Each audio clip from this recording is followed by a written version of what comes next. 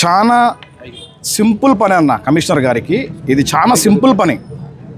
20 రోజుల కిందట భారతీయ జనతా పార్టీ కార్యకర్తలం అందరం వెళ్ళి గేట్ అనేది అక్రమ వసూళ్ళు ఇక్కడ చాలా తప్పుగా కలెక్ట్ చేస్తున్నారని చెప్పి దానికి సరిదిద్దుకోమని చెప్పిన తర్వాత ఇదే టికెట్లు చూసి ఈ టికెట్లు అన్నీ కూడా నా పేరు మీద ముద్రించినారు, చాలా తప్పు, ఇది చేయకూడదు, మేము వెంటనే ఒక 3-4 రోజుల్లోనే మేము చర్య తీసుకుంటాము అని మాకు కథలు చెప్పినారు.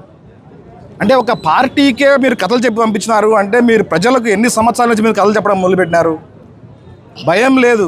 కలెక్టర్ గారికి చెప్తామన్నా భయం లేదు, మంత్రి లోకేష్ గారికి చెప్తామన్నా భయం లేదు. అంటే మీరు భయం లేకుండా విచ్చలవిడిగా డబ్బులు ఉన్నాయనే మదం ఎక్కిపోయిందా ఏంది? అసలు ఎన్డీఏ కూటమిలో భాగస్థులమైన మేము వచ్చి మీకు విన్నవించుకుంటే మీరు మాకు రెస్పెక్ట్ ఇవ్వాలి కదా, కొద్దో గొప్ప. మేమేం అడగలేదు.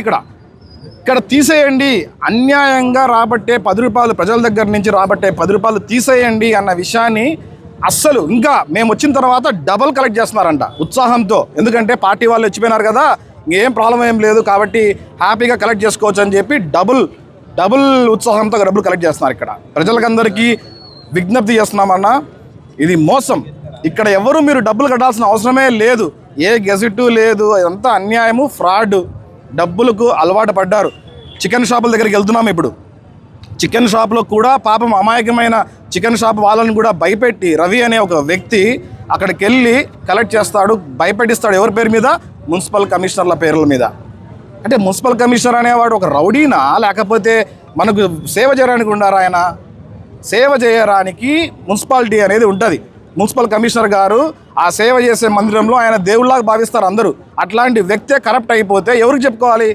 పోయి చెప్పినాము, అన్నీ గురించి చెప్పినాం, అన్నీ సెట్ చేస్తామంటాడు. ఆయన సెట్ చేసుకుంటానే ఉన్నాడు.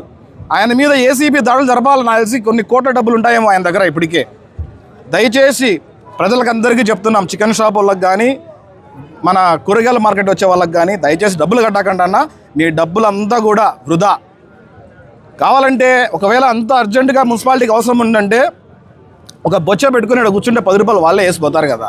ఇంత అన్యాయమా? అవసరం లేదు. ఇంకా మరొకటి కూడా చెప్తున్నాము, రిజిస్టర్ ఆఫీసులలో కూడా, రిజిస్టర్ ఆఫీస్ కానీ, ఎలక్ట్రికల్ డిపార్ట్మెంటు, కరెంటు మీటర్ల కోసం సంబంధించి కానీ, లేకపోతే ఆర్టీఓ ఆఫీస్లో కానీ, ఇట్లాంటివి అన్ని చోట్ల కూడా భారతీయ జనతా పార్టీ ఇక మీదట కూడా పోరాటం సాగిస్తుంది. మేము ఇక్కడ ఎన్డీఏ గవర్నమెంట్లో బాగా ఉన్నంత వరకు కూడా ప్రొద్దుటూరులో అక్రమ వసూల్లో తావే ఇవ్వం. అన్ని గవర్నమెంట్ ఆఫీసులు కూడా పర్ఫెక్ట్గా రన్ చేయాలనేదే మా ఉద్దేశం. ధన్యవాదాలన్న.